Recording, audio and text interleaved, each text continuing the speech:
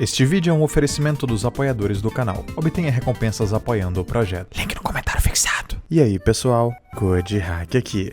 A história que eu vou contar hoje é um pouco peculiar, já que, como alguns de vocês sabem, que me acompanha no Twitter e nos outros canais e tudo mais, no mês passado eu deixei a minha morada para me aventurar numa cidade muito grande para procurar uma nova casa, com novas oportunidades. E lógico que fizeram piadas me zoando como retirante.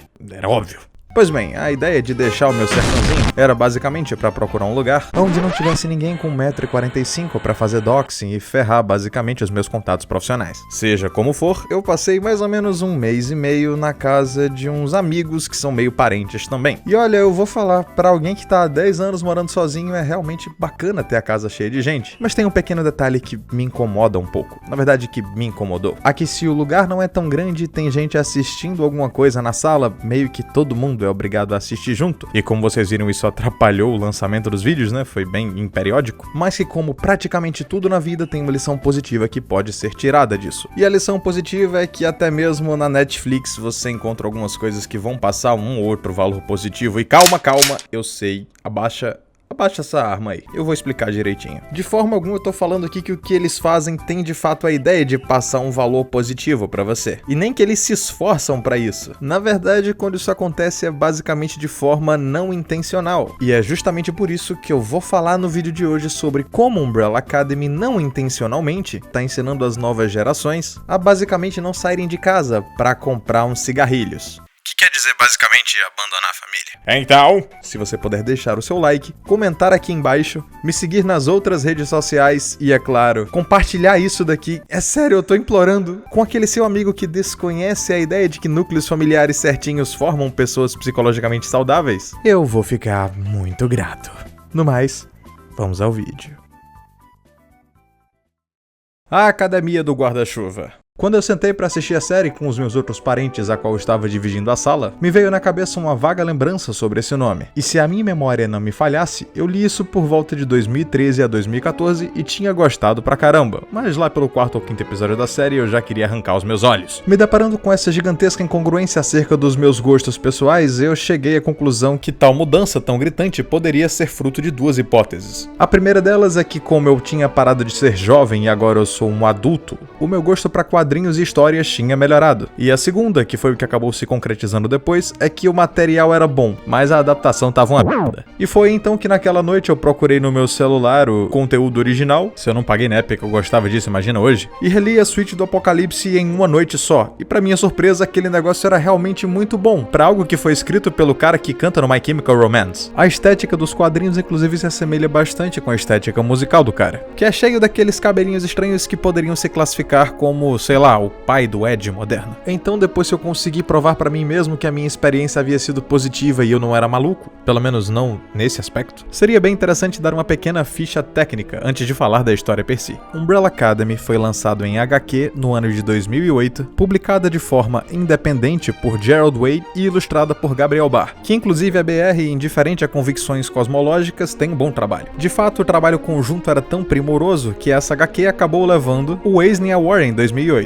Recebendo uma adaptação para Lacroflix alguns anos depois, mais ou menos entre 2018 e 2019. E num roteiro muito bem amarradinho, onde cenas clavação, super-heróis, dramas pessoais, chimpanzés, criaturas interdimensionais e o meu favorito, viagem no tempo, era basicamente impossível que um adolescente pré-2010 não gostasse desse negócio. E sabendo disso, os produtores da Red N mais uma vez fizeram o que eles sabem fazer de melhor. Ferrar toda a série depois da primeira temporada? Também, mas não só isso. Eles basicamente modificaram todo o roteiro para descer a narrativa goela abaixo de quem consumia. E não, isso não é incomum. De fato, a ingratidão da Red N é algo que me desperta uma fúria, digna inclusive dos mais brutais calangos da Malásia Oriental. Porque você abre a porta da sua casa, serve uma comida, paga uma pequena fortuna mensal em sinal de bom grado, esperando que a Redflix entregue um pouco de entretenimento saudável depois de um dia de trabalho na sua mina de carvão favorita. E tudo isso pra quê? Pra os caras pegarem as propriedades intelectuais que você gosta e encherem de papinho todo torto, simplesmente pra levantar pauta ideológica. E por mais que você dê 1, 2, 3, 5, 8 chances, você provavelmente vai acabar que nem aquele cara no desenho do Pica-Pau, no qual ao ser violado por uma baleia rosa simplesmente olha para sua desgraça e repete: aconteceu de novo! Impressa, desgraça! desgraçada! Os caras simplesmente têm a pachorra de pegar ótimas histórias e ótimos personagens e quebrá-los até que eles consigam se encaixar na narrativa que eles estão tentando passar. Mas eu volto nesse assunto depois porque eu não posso falar das consequências da série sem falar do enredo dela. A trama inteira basicamente se decorre através do número 5, que é um dos membros que desapareceu após viajar no tempo, retornando e falando que meio que tudo vai pro saco. E é lógico que o motivo pelo qual ele desapareceu foi por causa desse cara aqui.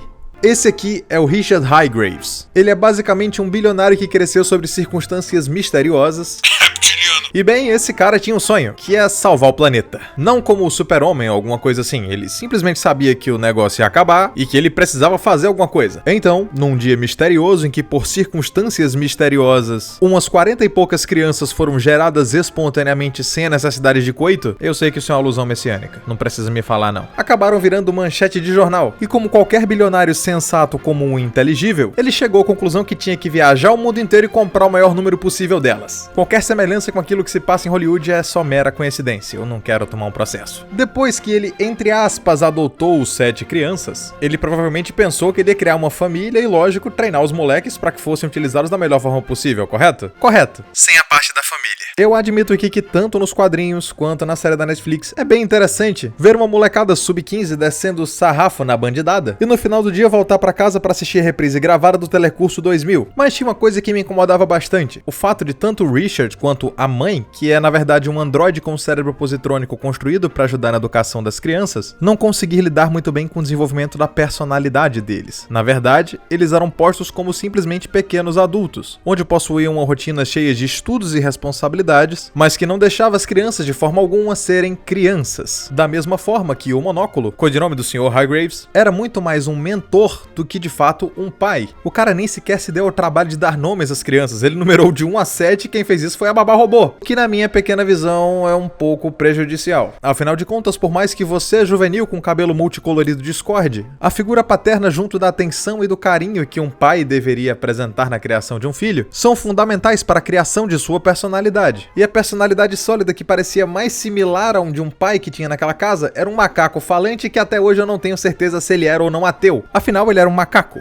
que falava. Tadinho do Pogo, ele não é ateu não. O lance é que as consequências de uma má criação, aonde não existia de fato uma figura paterna, gerou seres humanos totalmente quebrados emocionalmente. Tanto que, infelizmente, após um fracasso numa missão onde resultou na perda do Ben, o grupo de heróis simplesmente se desfez, restando apenas lealmente do lado do Monóculo, o número 1, mais conhecido como Luthor, ou com o codinome Space Boy, que em um acidente teve seu corpo substituído por um de um gorila marciano. Eu falei que o quadrinho é realmente bom. A conclusão que a gente tira daí é muito clara, a de que um super-herói, ou até mesmo um herói, precisa de uma vida comum para que ele crie carinho e empatia com as pessoas que ele precisa proteger. E como que você vai fazer isso se você tira 7 crianças das famílias delas, tranca numa mansão e dá um treinamento de SWAT para elas? Era inegável que em algum momento, os integrantes da Umbrella Academy não conseguiriam salvar nem a si mesmos, quiçá o dia, justamente por apresentarem tantos problemas na formação de suas personalidades, que inclusive na série da Netflix tiveram consequências bem mais aparentes, passando pela insegurança do Kraken, pela dualidade de caráter da Rumor, até mesmo o vício em entorpecentes do Klaus, além de, é claro, o prato principal, a necessidade constante de aprovação do número 1, que tem como crítica sutil avacalhar a ideia do filho que se mantém leal e prestativo aos seus pais, fomentando mais uma vez o individualismo perante a figura da família. E eu nem vou falar das mudanças que eles fizeram na segunda temporada e na própria estrutura dos personagens, mudando etnia, cosmovisão e até, quem diria, afinal de contas a gente tá falando da Netflix,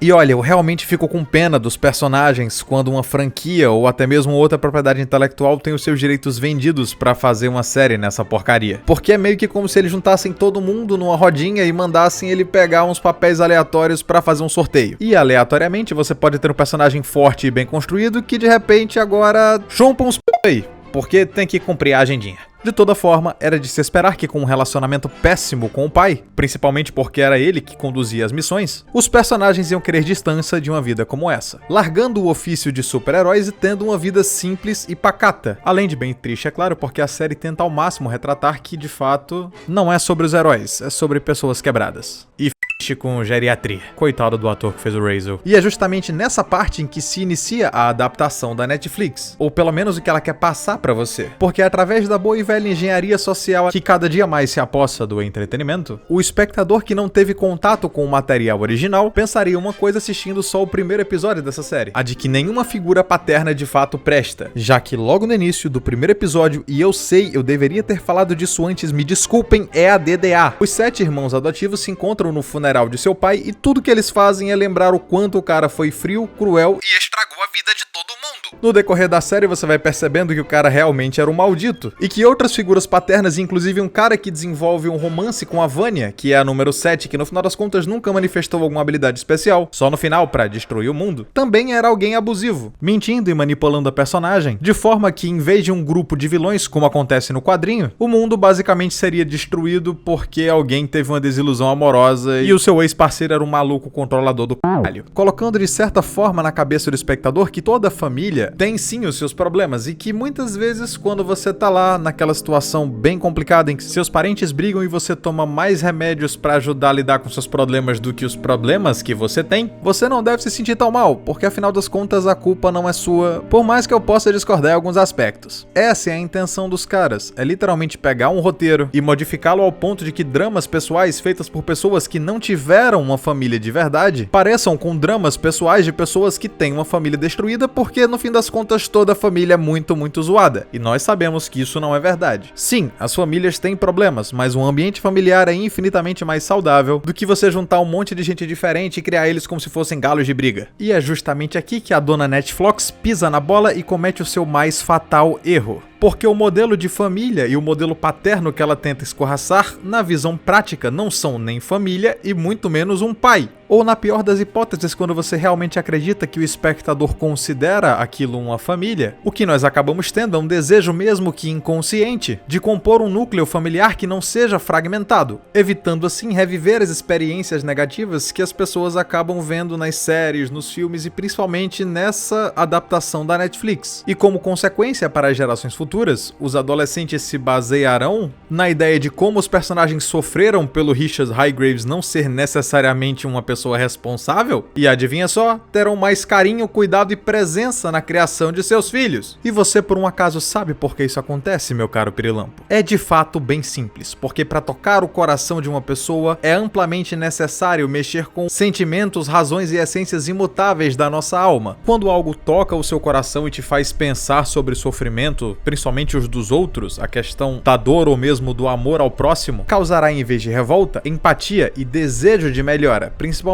quando você não é tão velho e tem chance de consertar as coisas. Dito isso, fica até um tanto quanto claro que quem assiste esse tipo de material, no final das contas, vai acabar desejando algo definitivamente bem diferente do que foi mostrado na série. Com um pai que te dá atenção e uma mãe que não parece que foi programada para atender exatamente ao que você precisa, sabe? Uma pessoa de verdade. Isso, inclusive, foi uma crítica às belíficas moçoilas de tempos passados, que apresentavam uma sanidade mental um tanto quanto melhorada e não eram corroídas por caraminholas ideológicas. E por mais que a série gire praticamente em torno desse conceito, e claro, da ideia de viagem no tempo do número 5, dos inúmeros eus, como ele lida com os próprios problemas, como ele ficou preso no corpo de uma pessoa de 14 anos, e de como isso tudo foi jogado em segundo plano só pra poder fazer um personagem que não era vereador virar vereador no 6º episódio pra lacrar, que eu tenho sinceros pesadelos com o que fizeram com esse material tão bacana e tão interessante. Mas ao mesmo tempo eu acordo aliviado quando percebo que no final das contas isso foi um belo de um tropicão da Netflix, ensinando as pessoas e principalmente os mais novos que é muito mais fácil ser uma pessoa saudável quando você evita todo tipo de problemática bizarra e fomenta a desunião junto aos seus, acrescentando alguns infinitos pontos no nosso placar final